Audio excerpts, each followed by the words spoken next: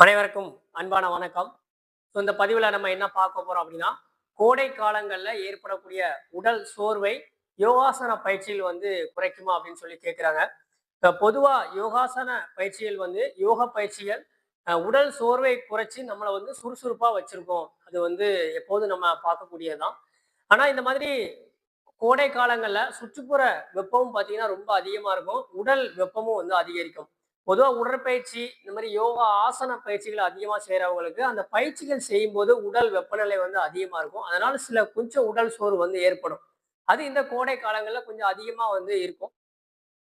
இப்ப இதுல நம்ம பாதுகாக்கிறதுக்கு என்ன பண்ணணும்? ஒரு 5 செயல்கள நம்ம செய்யணும். இது இந்த பயிற்சி பண்றவங்களுக்கு அப்படின்னு இல்ல. பொதுவாவே எல்லாருக்கும் இந்த 5 விஷயங்கள பின்பற்றினாங்க அப்படின்னா, அந்த உடல் சோர்வுல நம்மள பாதுகாக்கலாம். முதல்ல பார்த்தீங்க அப்படின்னா, நமக்கு தேவையான அளவு தண்ணி குடிக்கிறது. சிலவங்க அந்த குளிரூட்டப்பட்ட அறையில வேலை செஞ்சாலும், தாகம் எடுக்கல அப்படின்னு சொல்லி என்ன செய்ய மாட்டாங்க? தண்ணி குடிக்க மாட்டாங்க. ஏன்னா ஏற்கனவே நமக்கு சுற்றுப்புறமும் ரொம்ப வெப்பமா இருக்கு. உடல் வெப்பமும் அதிகரிக்கும். அதனால கண்டிப்பா போதுமான அளவு தண்ணி என்ன செய்யணும்? குடிக்கணும். அது போக வெயில்ல நம்ம போகாம இருக்கிறது. அது குறிப்பா அந்த மத்தியானம் சொல்லக்கூடிய அந்த உச்ச வெயில் இருக்கக்கூடிய நேரங்கள்ல வெயில்ல வெளியில போகாம இருக்கணும். சிலவங்க வெயில்ல வேலை பார்ப்பாங்க. தவிர்க்க முடியாத வேலையா இருக்கும். அந்த நேரம் நம்ம ஒண்ணும் பண்ண முடியாது. மத்தபடி வெயில்ல வெளியில தேவையில்லாம போறத நம்ம குறைச்சுக்கணும். 2வதா பார்த்தீங்க அப்படின்னா, குளிர்ச்சியான உணவுகள எடுத்துக்கிறது. பழங்கள் எடுத்துக்கலாம். அப்புறம் நீர், மோர், பதநீர் அந்த மாதிரியான உடம்புக்கு நல்ல ஆரோக்கியம் தரக்கூடிய ரசாயனம் இல்லாத குளிர்ச்சியான உணவுகள நம்ம பழங்கள எடுத்துக்கிறது பார்த்தீங்க அப்படின்னா, இந்த கோடை காலங்கள்ல ஏற்படக்கூடிய இந்த உடல் வறட்சி, நீர் சத்து குறைவா போறது, அப்புறம் சோர்வு, தலை சுற்றல் வராம இருக்கிறது, இதெல்லாம் நமக்கு என்ன செய்யும்? நல்லா பாதுகாக்கும். 3வதா பார்க்கக்கூடியது போதுமான உடற்பயிற்சி. கொஞ்சம் எளிமையான உடற்பயிற்சிகள இந்த காலகட்டங்கள்ல செய்யலாம்.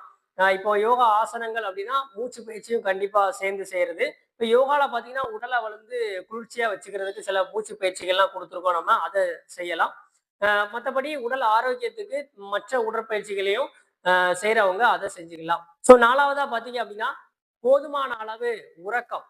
கண்டிப்பா தூக்கம் தேவை. பொதுவா நமக்கு தூக்கம் இல்ல அப்படின்னாலும், உடல் ரொம்ப சோர்வா இருக்கும். இந்த வெப்பம் அதிகரிக்கிறதுனாலயும் ஏற்படக்கூடிய சோர்வு, இப்ப தூக்கம் இல்ல அப்படின்னாலும், இந்த 2 சோர்வும் சேர்றதுனால ரொம்ப அதிகமான சோர்வு இருக்கலாம். நமக்கே நம்ம உடல் ரொம்ப மோசமா இருக்கு அப்படின்னு ஒரு வெறுப்பு வரலாம்.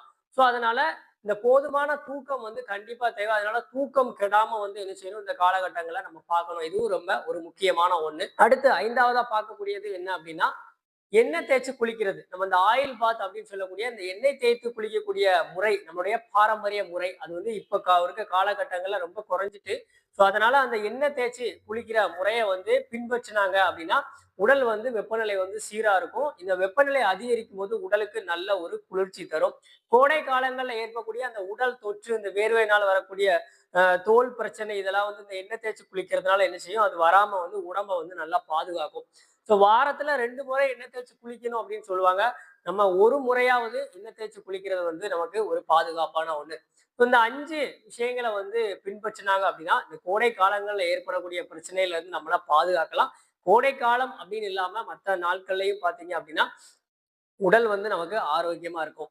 இதுல இந்த எண்ணெய் தேய்ச்சு குளிக்கிற அந்த நாட்கள்ல பார்த்தீங்கன்னா, அந்த குளிர்ச்சியான உணவுகள கொஞ்சம் தவிர்க்கலாம். குறிப்பா பார்த்தீங்கன்னா, அந்த இளநீர், அப்புறம் ரொம்ப குளிர்ச்சியான இந்த ஃப்ரிட்ஜ்ல வச்ச சில குளிர்ச்சியான உணவுகள் இதெல்லாம் கொஞ்சம் அந்த எண்ணெய் தேய்ச்சு குளிக்கிற அன்னைக்கு மட்டும் தவிர்த்துட்டு, மத்த நாட்கள்ல நம்ம அந்த உணவுகள தொடர்ச்சியா எடுத்துக்கிட்டோம் அப்படின்னா, நமக்கு ரொம்பவே நல்லது. இந்த வீடியோ உங்களுக்கு பிடிச்சிருந்தா மத்தவங்களுக்கு ஷேர் பண்ணுங்க. நம்மளுடைய சேனல சப்ஸ்கிரைப் பண்ணல அப்படின்னா, சப்ஸ்கிரைப் பண்ணி வச்சுக்கோங்க. மேலும் பல தகவலோட நம்ம அடுத்த வீடியோல சந்திப்போம். நலமுடன் இருங்கள். நன்றி.